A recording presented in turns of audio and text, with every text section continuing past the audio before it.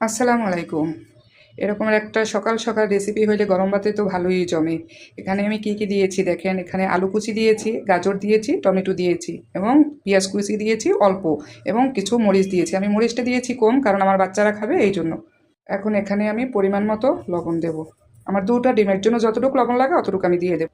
আমি হালকা একটু হলুদ গুঁড়া দিয়ে দেবো, এটা কালার আসার জন্য। আপনারা হলুদ গুঁড়াটা দিবেন, হলুদ গুঁড়াটা দিলে দেখবেন কালারটা আরও অসাধারণ হবে।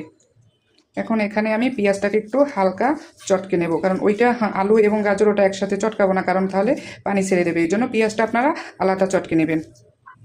এখন এখানে আমরা ডিমটাকে এক এক করে ভেঙে নেব। এখন ডিমটাকে আমি চামচ দিয়ে ম্যাশ করে নেব, কারণ এটা হাত দিয়ে ম্যাশ করলে হয়তো হাত দিয়ে ডিমের স্মেল আসবে, এই জন্য আমি এটা দিয়ে করব না। আর এটাকে আপনারা হলো গিয়ে এটাই ধনে পাতা দিবেন, ধনে পাতা দিলে আর একটু স্বাদ বাড়াবে। আর আমার ছিল না ধনে পাতা, এই জন্য আমি স্কিপ করেছি। আমি ছোট একটি আপনাদের ট্রিক্স বলি। যদি বাসায় পেঁয়াজ না থাকে আর বেশি যদি মানুষ থাকে বাসায়, তাহলে এরকমের করে আপনারা ডিমটা ভেজে নিতে পারেন। তাহলে আমাদের পেঁয়াজের ওইটা কমে গেল, আবার ডিমটারও স্বাদ বেড়ে গেল। আবার আপুরা আপনারা মনে করেন না যে আমার বাসায় পেঁয়াজ নাই, এই জন্য আমি মনে হয় এই ট্রিক্সটা খাটিয়েছি। আসলে না, একটা রান্নাকে বা যে কোনো একটা জিনিসকে, সাধারণ জিনিসকে অসাধারণ এভাবেই করা যায়। ডিমটা এখন আমি বাছতে দিয়ে দিলাম।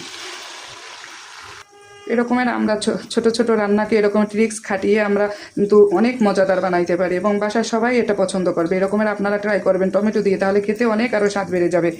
আমি এখন সরা দিয়ে ঢেকে দেবো আলুটা একটু সিদ্ধ হওয়ার জন্য। আমার ভিডিওটি যদি আপনাদের ভালো লেগে থাকে তাহলে লাইক এবং শেয়ার কমেন্টস করে পাশে থাকবেন। আল্লাহ হাফেজ।